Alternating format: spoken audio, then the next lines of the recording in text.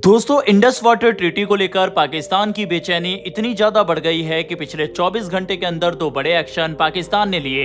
एक तरफ United nation के मंच पर भारत के खिलाफ केस किया गया, तो दूसरी तरफ सीमा पर भारी डिप्लॉयमेंट की जा रही है और 296 तोपों को भारतीय बॉर्डर पर पाकिस्तान की तरफ से लगाया गया है। जिस तरह से पाकिस्तान के अंदर लगातार प्रोटेस्ट वगैरह हो रहे हैं, पाकिस्तान ऑक्यूपाइड कश्मीर से लेकर बलूचिस्तान में लोग सड़कों पर है और अंधाधुंध गोलियां पाकिस्तान की सेना उन पर बरसा रही है। ऐसे में अपने लोगों का ध्यान भटकाने के लिए पाकिस्तान कुछ भी कर सकता है। जानते हैं इन दोनों खबरों के बारे में इस वीडियो में डिटेल में। दरअसल पाकिस्तान ने अपनी सीमा पर सैन्य तैनाती को और मजबूत करते हुए चीन से मिले 250 SH-15 सेल्फ प्रोपेल्ड होवित्जर यानी आधुनिक तोपों को भारत से लगने वाली सीमा के अलग अलग इलाकों में तैनात करना शुरू कर दिया है। सुरक्षा सूत्रों के मुताबिक इन तोपों को उत्तर से लेकर दक्षिण तक कई महत्वपूर्ण सेक्टरों में तरीके से लगाया जा रहा है। माना जा रहा है कि हाल के वर्षों में पाकिस्तान द्वारा किया गया ये सबसे बड़ा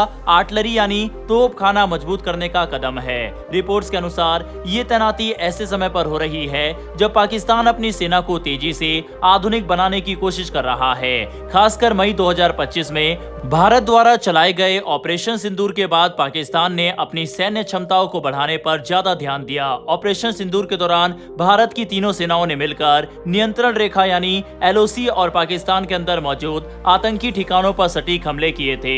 इसके बाद से पाकिस्तान लगातार अपने रक्षा सिस्टम को मजबूत करने की दिशा में काम कर रहा है। भारत ने ऑपरेशन सिंदूर के दौरान पाकिस्तान के सैन्य ढांचे को भारी नुकसान पहुंचाया था। पाकिस्तान के कई फाइटर जेट, निगरानी विमान, डिफेंस सिस्टम और रडार वगैरह को भारत ने नष्ट कर दिया था। उसके बाद से ही डिफेंस सिस्टम के लिए चीन की जगह पाकिस्तान ने तुर्की का रुख किया और वहां से ड्रोन भी खरीदा और वहीं तोपें अब चीन से मंगाई जा रही है और बड़ी मात्रा में उनकी तैनाती हो रही है। जिस तोप को पाकिस्तान ने चीन से लिया है इसका नाम है SH-15। ये एक 155 मिलीमीटर और 52 कैलिबर की आधुनिक तोप है जिसे चीन की सरकारी रक्षा कंपनी नोरिनको ने बनाया है। यह चीन की सेना में इस्तेमाल होने वाली PCL-181 तोप का एक्सपोर्ट वर्जन है। इसकी सबसे बड़ी खासियत यह है कि इसे एक 6x6 बख्तरबंद ट्रक पर लगाया गया है, यानी ये पारंपरिक भारी तोपों की तरह एक जगह पर नहीं रहती बल्कि सड़क और कठिन इलाकों में भी तेजी से आगे बढ़ सकती है। इसकी अधिकतम रफ्तार लगभग 90 किलोमीटर प्रति घंटा बताई जाती है, जिससे जरूरत पड़ने पर यह अपनी स्थिति बहुत जल्दी बदल सकती है। वहीं फायर पावर की बात करें तो ये सिस्टम सामान्य 155 मिलीमीटर गोले लगभग 30 से 40 किलोमीटर तक दाग सकता है। वहीं अगर विशेष रॉकेट असिस्टेड VLAP गोले इस्तेमाल किए जाएं तो उसकी मारक क्षमता लगभग 53 से 72 किलोमीटर तक पहुंच सकती है। इसके अलावा इसमें आधुनिक फायर कंट्रोल सिस्टम लगा है जिससे निशाना लगाने में ज्यादा सटीकता मिलती है। ये 1 मिनट में लगभग 6 गोले दाग सकता है और फायरिंग के तुरंत बाद अपनी जगह बदल सकता है। इसका फायदा ये होता है कि दुश्मन की जवाबी गोलीबारी से बचने की संभावना बढ़ जाती है। एक्सपर्ट्स का कहना है कि 250 SH-15 तोपों की संख्या इतनी है कि इनके जरिए पाकिस्तान कई आर्टिलरी रेजिमेंट तैयार कर सकता है। इसका मतलब है कि लंबी दूरी से हमला करने की उसकी पारंपरिक क्षमता पहले की तुलना में काफी मजबूत हो सकती है। हालांकि किसी भी सैन्य ताकत का वास्तविक असर केवल हथियारों की संख्या से नहीं बल्कि सैनिकों की ट्रेनिंग, रणनीति, खुफिया जानकारी और पूरे युद्ध तंत्र पर भी निर्भर करता है। इस घटनाक्रम का एक और बड़ा पहलू चीन और पाकिस्तान के बढ़ते रक्षा संबंध है। पिछले कई वर्षों में दोनों देशों के बीच सैन्य सहयोग लगातार बढ़ा है। चीन केवल हथियार ही नहीं दे रहा बल्कि दोनों देश नियमित रूप से संयुक्त सैन्य अभ्यास भी कर रहे हैं। इन अभ्यासों का उद्देश्य दोनों सेनाओं के बीच बेहतर तालमेल, आधुनिक कमांड सिस्टम और संयुक्त सैन्य अभियान चलाने की क्षमता को मजबूत करना है। हाल ही में पाकिस्तान के रावलपिंडी स्थित जनरल मुख्यालय में चीन की पीपल्स लिबरेशन आर्मी की 99वीं वर्षगांठ भी मनाई गई। इस कार्यक्रम में पाकिस्तान के सेना प्रमुख फील्ड मार्शल आसिम मुनीर ने कहा कि चीन और पाकिस्तान का रिश्ता समय की हर परीक्षा में मजबूत साबित हुआ और दोनों देश क्षेत्र तथा वैश्विक चुनौतियों का मिलकर सामना कर रहे हैं। इस समारोह में पाकिस्तान में चीन के राजदूत जियांग, चीन के रक्षा अधिकारी और पाकिस्तान की सेना, नौसेना तथा वायुसेना के वरिष्ठ अधिकारी भी मौजूद रहे। फिलहाल पाकिस्तान द्वारा SH-15 की ये बड़ी तैनाती दक्षिण एशिया में बदलते सुरक्षा माहौल की ओर इशारा करती है। भारत भी लगातार अपनी रक्षा क्षमताओं को आधुनिक बना रहा है और नई तकनीक तथा स्वदेशी हथियारों पर तेजी से काम कर रहा है। आने वाले समय में क्षेत्रीय सुरक्षा और सैन्य संतुलन पर सभी की नजर बनी रहेगी। ये डेवलपमेंट दिखाती है कि पाकिस्तान एक बड़े कॉन्फ्लिक्ट की तैयारी कर रहा है। वैसे क्या आपको लगता है कि आने वाले कुछ महीने या सालों में जल्द ही एक और बड़ा युद्ध भारत और पाकिस्तान के बीच हो सकता है? अपनी राय कमेंट बॉक्स में लिखकर बताइएगा। बढ़ते हैं दूसरी खबर की तरफ। पाकिस्तान एक बार फिर सिंधु जल संधि यानी इंडस वाटर ट्रीटी को लेकर अंतर्राष्ट्रीय मंचों पर सक्रिय हो गया है। हाल के दिनों में पाकिस्तान ने संयुक्त राष्ट्र सुरक्षा परिषद के अध्यक्ष को पत्र लिखकर भारत के कुछ फैसलों पर चिंता जताई। पाकिस्तान का कहना है कि भारत के कदम इस संधि की भावना के खिलाफ हैं। क्षेत्रीय शांति और सुरक्षा प्रभावित हो सकती है। इसी आधार पर इस मुद्दे को यूएनएससी के सामने उठाने की कोशिश की जा रही है।